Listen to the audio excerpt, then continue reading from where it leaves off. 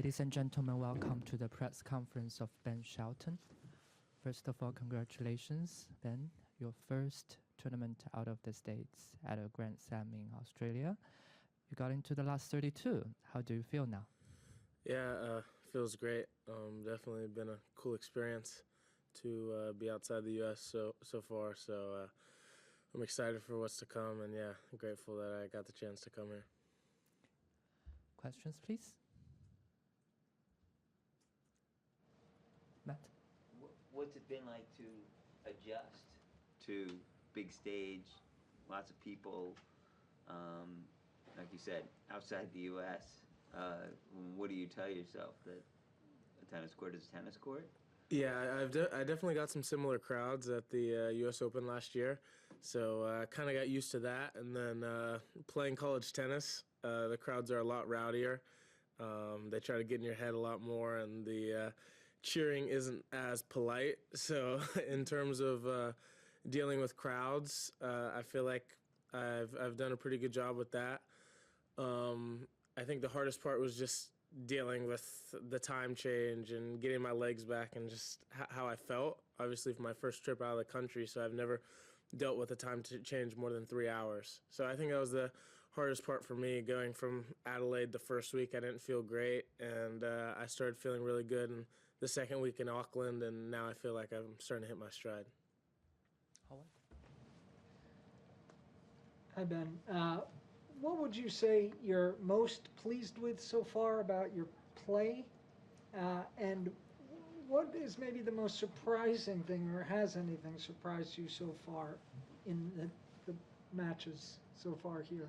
Yeah, I think I've surprised myself a little bit just how I've been pretty clutch in the tiebreakers, end of the sets, big moments. I've come up with the goods when I needed to in both matches. Obviously, the first one was a tight 5-setter, and that 10-point tiebreak, I played really well. And both tiebreaks today to get me the 2-set lead, I thought I played great as well. So I've been impressed with my ability to turn things up a notch when they really matter. And so yeah, I think the big moment tennis for me has been really important.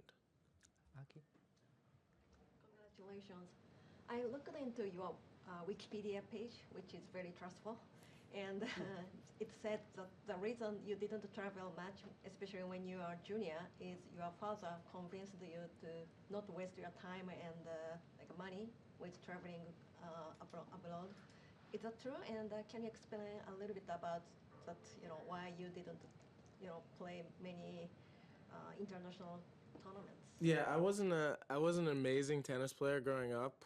I focused on a lot of other sports, and I wasn't at the level that a lot of these guys were at 13, 14, 15, even all the way to 18. And there was players inside of the U.S. that could challenge me and beat me every week, and I wasn't winning every single USTA tournament that I was playing. So my dad's thoughts were, I'm improving here.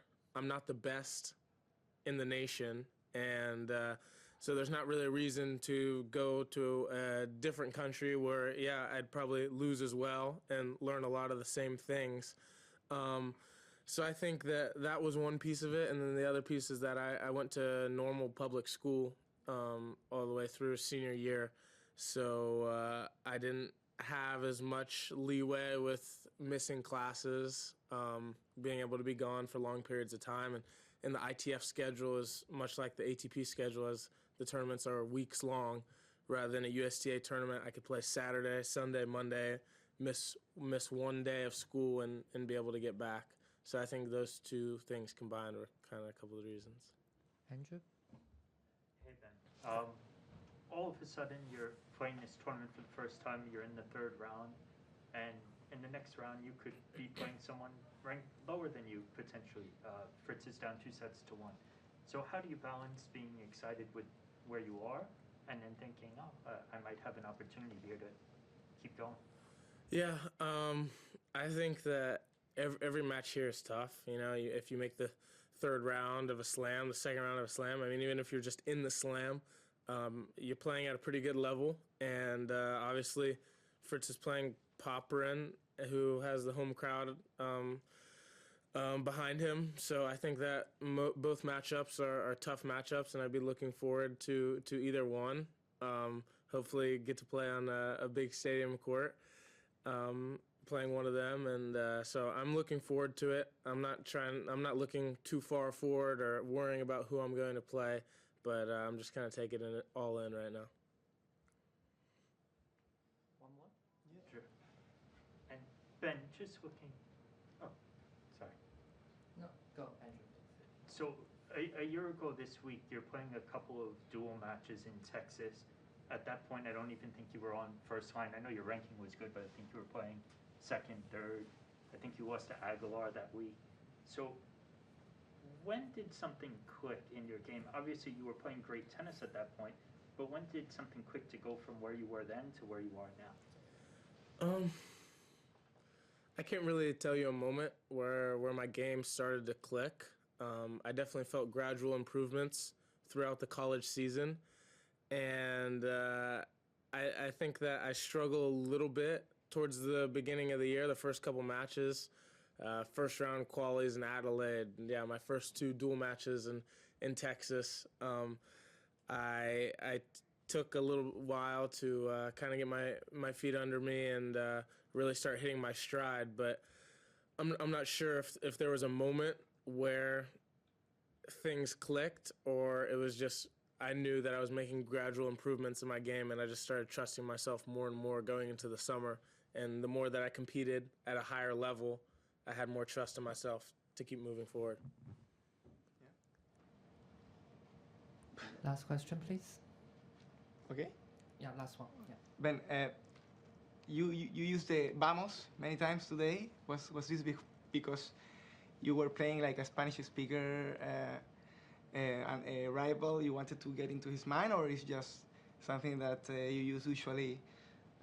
You also posted in Instagram in Spanish. Why is that? Yeah, so this is I had a few Spanish-speaking teammates on my team at Florida who are some of my best friends, and it kind of just became a thing for all of us on the University of Florida team.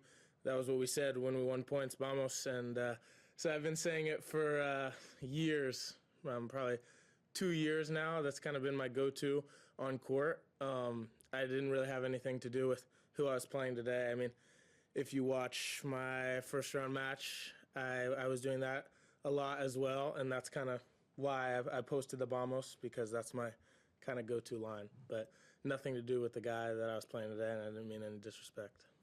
Thank you so much. Thank you, everyone. We'll see you soon.